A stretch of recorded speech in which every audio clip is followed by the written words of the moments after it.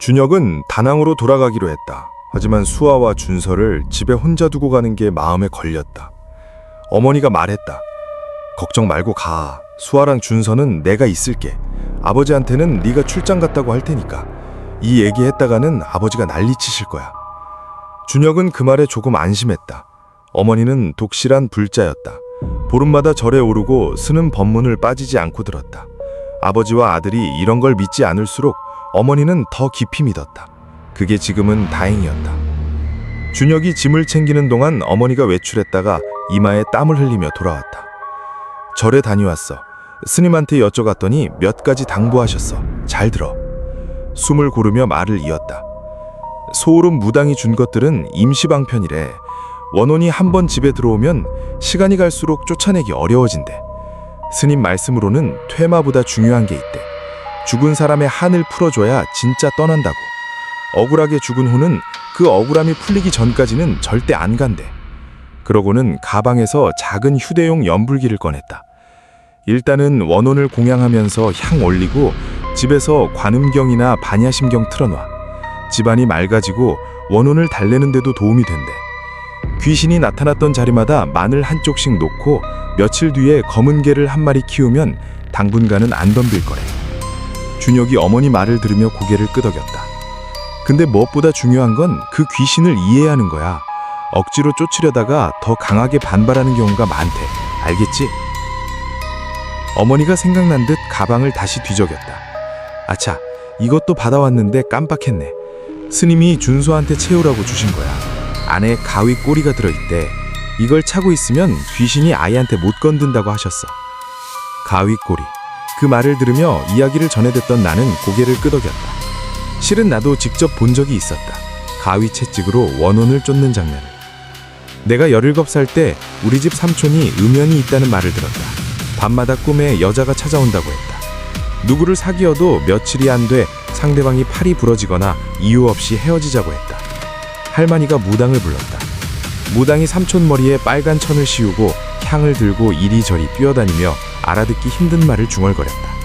나는 솔직히 그때 좀 우스웠다. 그런데 삼촌이 갑자기 쓰러졌다. 몇 초 뒤 일어나더니 무릎을 모으고 조신하게 앉았다. 여자 같은 몸짓이었다. 무당이 묻는 말에 삼촌이 수줍게 대답했다. 삼촌 입에서 이런 말이 나왔다. 나 이 사람 따라다닌 지 3년 됐어.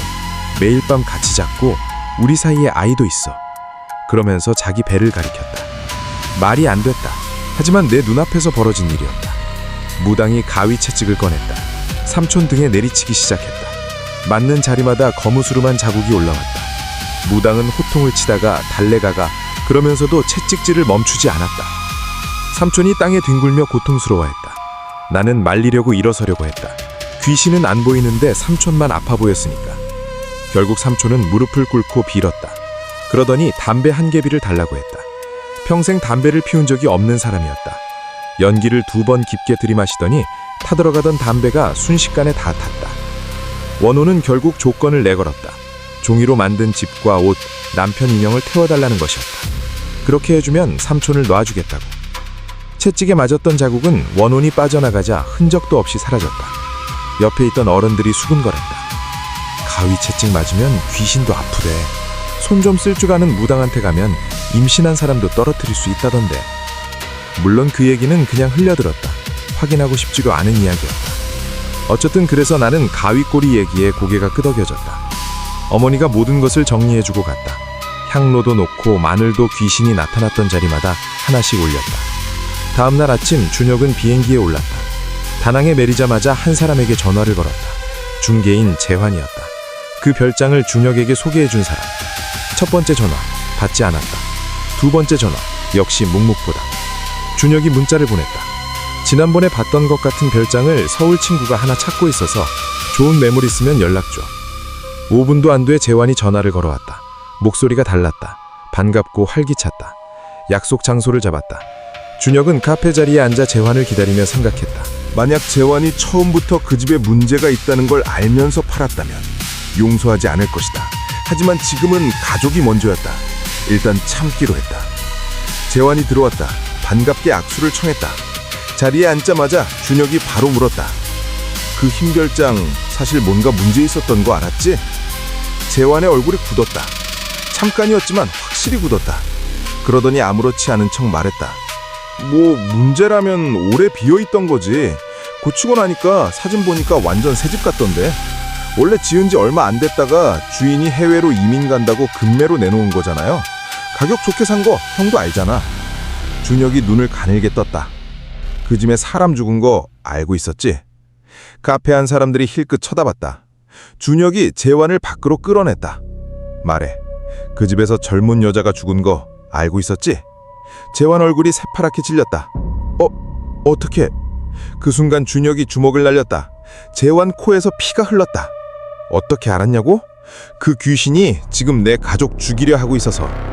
재환이 코를 감싸주며 더듬더듬 말했다. 그게 진짜였구나. 형, 이러지 말고 내가 다시 매수자 찾아줄게. 거기다 팔아버리면. 준혁이 다시 주먹을 들어 올리다가 내렸다. 지금 집 팔 생각이 없어. 내가 원하는 건 그 집에서 무슨 일이 있었는지야. 하나도 빠짐없이. 재환이 피를 닦으며 한숨을 내쉬었다. 등받이에 기대며 말을 시작했다. 솔직히 말할게요. 소문은 들었어. 하지만 나도 귀신 같은 거 안 믿었거든. 부동산 일 하다 보면 어디든 사연 없는 집이 약잖아. 그 집도 몇 군데 소개했는데 이상한 게 보러 왔다가 마음에 들었다가도 막상 공사 들어가려고 무당 부르면 다 취소하더라고. 향로가 저절로 뒤집히고 향이 솟구치듯 타오른다고. 그래서 풍수나 사주가 안 맞는다고 그랬어. 형은 그런 거 아무것도 안 하고 그냥 공사 들어갔잖아. 그래서 괜찮은 줄 알았어. 준혁이 낮게 말했다. 계속해. 재환이 목소리를 낮췄다. 그 집 근처 동네 사람들 사이에서 도는 말이 있어. 거기서 누가 끔찍하게 죽었다는 거. 시신이 처음에 안 나왔대. 사흘쯤 지나서 이웃집 개가 갑자기 그 집 마당으로 뛰어들어가서 화분을 파헤쳤는데 거기서 손이 나왔대. 손 하나. 준혁의 등이 차가워졌다. 경찰이 집 전체를 뒤졌는데 시신을 다 못 찾았대. 특히 재환이 말을 잠깐 멈췄다. 머리를 못 찾았대. 어디에서도. 준혁은 기억이 났다. 별장에 처음 도착한 날 밤, 수아가 공포에 질려 옷장을 가리키며 한 말. 머리가 없었어요. 재환이 계속했다. 그 다음부터 주변에 소문이 돌기 시작한 거야. 밤에 그 집 앞 마당에 사람 같은 그림자가 서 있대. 바다가 보이는 그 마당 있잖아. 화분 사이에서 뭔가를 파헤치다가 일어서는데 머리가 없더래. 동네 사람들 다 알아. 근데 다들 말 안 해. 괜히 입 잘못 놀렸다가 화가 미칠까봐. 준혁이 이를 악물었다. 솔직히 재환이 처음부터 말해줬어도 자신은 안 믿었을 것이다. 하지만 지금은 달랐다. 죽은 사람이 누구야? 그 집 주인이야? 재환이 고개를 젖었다. 아니, 주인은 영국에 살고 있어. 거기서 죽은 건. 재환이 잠시 뜸을 들였다. 그 집 주인의 딸이야. 준혁은 말없이 앉아있었다. 바람이 카페 유리창을 스쳤다. 수아가 처음 이 집을 보며 했던 말이 떠올랐다. 이렇게 좋은 집이 왜 이렇게 오래 팔리지 않았을까? 이제 알았다. 아무도 오래 버티지 못한 게 아니었다. 그녀가 있었기 때문이었다. 머리 없이 마당에서 꽃을 파헤치며 돌아오기를 기다리며. 그 딸의 이름은 무엇인가? 그녀는 왜 죽었는가? 그리고 그녀가 원하는 것은 정말 복수인가? 아니면 다른 무언가인가? 다음 화에서 계속됩니다. 여러분, 그 딸은 누구일까요? 빨간 마스크 귀신. 약 10-20년 전 빨간 마스크 괴담은 한국에서 엄청나게 유명했다. 약 15년 전 내가 초등학생이었을 때만 해도 한국의 초등학생이라면 이 괴담을 모르는 아이가 없을 정도였다. 원래는 일본에서 시작된 이야기라고 알려져 있으며 이후 한국으로 전해졌고 지금은 동아시아 전역으로 퍼져나갔다. 괴담에 따르면 어느 날 빨간 마스크를 쓴 여자가 다가와 이렇게 묻는다. 나 예뻐? 만약 당신이 정말 예뻐요 라고 대답하면 그 여자는 천천히 마스크를 벗는다. 그러면 그녀의 입이 양쪽 귀 끝까지 찢어져 있는 모습을 보게 된다. 그리고 그녀는 이렇게 말한다. 너도 나처럼 만들어줄게. 그 후 당신의 입을 똑같이 찢어버린다고 한다. 이 빨간 마스크 괴담은 시간이 지나면서 수많은 버전과 소문으로 발전했다.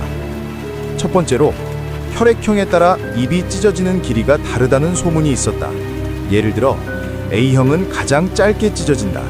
B형은 그보다 조금 더 길게 찢어진다. AB형은 크게 웃는 입모양 정도까지 찢어진다. O형은 얼굴 끝까지 입이 찢어진다고 한다. 물론 근거 없는 소문이지만 당시 학생들 사이에서는 꽤 널리 퍼져 있었다. 두 번째로는 빨간 마스크 귀신뿐만 아니라 여러 색의 마스크 귀신이 존재한다는 소문도 있었다. 예를 들면 파란 마스크를 쓴 남자 귀신은 입이 가로가 아니라 세로로 찢어져 있다고 한다. 흰 마스크를 쓴 성형외과 의사는 빨간 마스크 귀신의 입을 찢은 장본인이라는 이야기가 있었다. 검은 마스크 귀신은 항상 빨간 마스크 귀신을 노리며 해치려 한다는 소문도 있었다. 이 외에도 수많은 변형 이야기와 설정들이 학생들 사이에서 계속 만들어졌고 괴담은 점점 더 유명해졌다. 지금은 예전만큼 자주 언급되지는 않지만 빨간 마스크는 여전히 한국에서 가장 유명한 도시괴담 중 하나로 남아있다. 빨간 마스크. 제 이름은 한지훈입니다. 그해 저는 인천에 있는 한 고등학교 2학년에 재학 중이었습니다. 누군가 제게 세상에서 가장 무서운 것이 뭐냐고 묻는다면 저는 귀신이라고 대답하지 않을 겁니다. 저는 이렇게 말할 겁니다. 빨간 마스크를 쓴 여자. 모든 일은 늦가을 어느 날에 시작됐습니다. 그날 학교에서는 야간 자율학습이 있었습니다. 수업이 끝났을 때는 밤 10시가 다 되어가고 있었습니다. 밖에는 비가 억수같이 쏟아지고 있었습니다. 빗방울이 교실 창문을 두드리는 소리가 끊임없이 들려왔습니다. 저는 창밖을 바라보았습니다. 운동장은 텅 비어 있었습니다. 아무도 없었습니다. 친구들은 모두 부모님이 데리러 왔고 학교에 남아있는 사람은 저뿐이었습니다. 학교에서 집까지는 걸어서 약 20분 정도 걸립니다. 저는 우산을 펴고 길을 나섰습니다. 비는 점점 더 거세졌습니다. 노란 가로등 불빛이 젖은 도로에 비쳐 이상할 정도로 음산한 분위기를 만들고 있었습니다. 평소 다니던 골목길은 유난히 한산했습니다. 사람도 없고 차도 없고 들리는 것은 빗소리뿐이었습니다. 낡은 버스 정류장 앞을 지나갈 때였습니다. 저는 한 여자를 보았습니다. 그 여자는 정류장 지붕 아래 서 있었습니다. 검은 코트를 입고 있었고 긴 머리를 늘어뜨린 채 빨간 마스크를 쓰고 있었습니다. 처음에는 별로 신경 쓰지 않았습니다. 당시에는 독감이 유행하던 시기였기 때문입니다. 마스크를 쓰는 사람은 흔했습니다. 하지만 정류장을 지나치는 순간 그 여자가 저를 바라보고 있다는 느낌이 들었습니다. 그냥 흘끗 쳐다보는 것이 아니었습니다. 뚫어지게 응시하고 있었습니다. 저는 걸음을 재촉했습니다. 그런데 몇 초 뒤, 뒤에서 여자 목소리가 들렸습니다. 작고 쉰 목소리였습니다. 학생! 저는 뒤를 돌아보았습니다. 그 여자는 여전히 정류장에 서 있었습니다. 10m도 넘게 떨어져 있었는데 이상하게도 목소리는 바로 귓가에서 들리는 것 같았습니다. 나 예뻐? 순간 몸이 굳어버렸습니다. 어릴 적 누구나 한 번쯤 들어봤던 괴담이 떠올랐습니다. 빨간 마스크.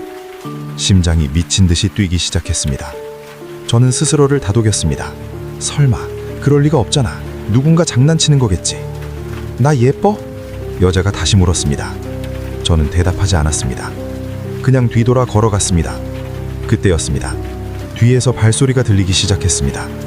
철벅, 철벅, 철벅. 그 여자가 제 뒤를 따라오고 있었습니다. 저는 감히 뒤를 돌아볼 수 없었습니다. 걸음을 빨리 하면 뒤의 발소리도 빨라졌습니다. 결국 저는 뛰기 시작했습니다. 하지만 발소리는 여전히 바로 뒤에서 들려왔습니다. 비가 얼굴을 때렸습니다. 차가운 공기 속에서 뜨거운 숨이 거칠게 새어나왔습니다. 저는 사거리를 지나 작은 골목으로 뛰어들었습니다. 그리고 겨우 멈춰서서 숨을 몰아쉬었습니다. 발소리는 더 이상 들리지 않았습니다. 저는 벽에 기대며 안도의 한숨을 내쉬었습니다. 고개를 들기 전까지는 그 여자가 바로 제 앞에 서 있었습니다. 채 1m도 떨어지지 않은 거리였습니다. 그 여자가 달려오는 소리를 전혀 듣지 못했습니다. 발소리도 없었습니다. 마치 허공에서 갑자기 나타난 것 같았습니다. 창백한 피부, 빗물에 젖은 머리카락, 붉은 마스크, 가로등 아래에서 더욱 선명하게 보였습니다. 나 예뻐? 세 번째 질문이었습니다. 저는 온몸을 떨었습니다. 어떻게 대답해야 할지 몰랐습니다. 예쁘지 않다고 하면 죽는다고 했고 예쁘다고 해도 죽는다고 했습니다. 그때 문득 또 다른 소문이 떠올랐습니다. 평범해요 라고 대답해야 산다는 이야기였습니다. 저는 더듬거리며 말했습니다. 저 평범하신 것 같아요. 여자는 아무 말도 하지 않았습니다. 1초, 2초, 3초. 그리고 천천히 손을 들어 마스크를 잡았습니다. 아래로 내렸습니다. 저는 차라리 눈을 감았어야 했습니다. 그 여자의 입은 양쪽 귀까지 찢어져 있었습니다. 양볼의 살가질이 갈라져 벌어져 있었고 붉은 피가 턱 아래로 흘러내리고 있었습니다. 누런 이빨이 드러난 채 기괴한 미소를 짓고 있었습니다. 하지만 그것보다 더 끔찍한 것이 있었습니다. 찢어진 입 안쪽에 또 다른 입이 있었습니다. 그리고 또 하나, 또 하나. 수십 개의 작은 입이 얼굴 안에 빽빽하게 들어차 있었습니다. 그 입들이 동시에 웃기 시작했습니다. 내가 평범해. 수십 개의 입이 동시에 물었습니다. 저는 비명을 질렀습니다. 그리고 그대로 정신을 잃었습니다. 빨간 마스크, 2부. 정신을 차렸을 때 저는 병원 침대에 누워 있었습니다. 부모님 말씀으로는 새벽 무렵 길가에 쓰러져 있는 저를 행인이 발견했다고 했습니다. 저는 그날 밤 있었던 일을 누구에게도 말하지 않았습니다. 솔직히 저 자신조차 믿을 수 없었기 때문입니다. 하지만 일주일 뒤 이상한 일이 시작됐습니다. 웃음소리가 들리기 시작한 것입니다. 매일 밤 정확히 11시 11분 옷장 안에서, 침대 밑에서, 화장실 안에서 낄낄거리는 웃음소리가 들려왔습니다. 하지만 확인해보면 아무것도 없었습니다. 한 달쯤 지났을 때 저는 또 다른 이상한 점을 발견했습니다. 입 왼쪽 끝에 아주 작은 균열이 생긴 것입니다. 처음에는 단순히 건조한 날씨 때문이라고 생각했습니다. 하지만 그 상처는 점점 길어졌습니다. 아침마다 일어날 때마다 몇 밀리미터씩 더 길어져 있었습니다. 병원에도 가봤습니다. 하지만 의사들은 원인을 찾지 못했습니다. 그리고 그날 밤 모든 것이 바뀌었습니다. 새벽 3시 17분. 저는 갑자기 잠에서 깼습니다. 누군가 제 침대 옆에 앉아 있다는 느낌이 들었습니다. 천천히 눈을 떴습니다. 그리고 보았습니다. 빨간 마스크를 쓴 그 여자. 그 여자가 제 침대 옆에 앉아 있었습니다. 이번에는 묻지 않았습니다. 나 예뻐? 라고. 그저 저를 바라보고 있었습니다. 아주 오랫동안. 한 번도 눈을 떼지 않은 채. 그리고 천천히 입꼬리가 올라가기 시작했습니다. 한쪽 귀에서 반대쪽 귀까지 찢어질 듯한 미소였습니다. 어둠 속에서 익숙한 쉰 목소리가 들려왔습니다. 드디어 너도 나를 닮아가기 시작했구나. 그 말을 끝으로 여자의 모습은 어둠 속으로 녹아 사라졌습니다. 다음 날 아침 거울 앞에 선 저는 그대로 얼어붙고 말았습니다. 입가의 균열이 하룻밤 사이 거의 1cm나 더 길어져 있었기 때문입니다. 그날 이후 저는 더 이상 거울을 오래 보지 못하게 되었습니다. 왜냐하면 가끔씩, 정말 가끔씩 거울 속 제 어깨 너머에 누군가가 서 있는 모습이 보이기 때문입니다. 젖은 긴 머리, 창백한 얼굴, 그리고 빨간 마스크. 그 여자는 아무 말도 하지 않습니다. 그저 미소를 짓고 있을 뿐입니다. 마치 기다리는 것처럼 제 입가의 균열이 언젠가 얼굴 끝까지 찢어지는 그날을. 그리고 그날이 오면 아마 저 역시 그 여자처럼 누군가에게 물어보게 될지도 모릅니다. 나 예뻐?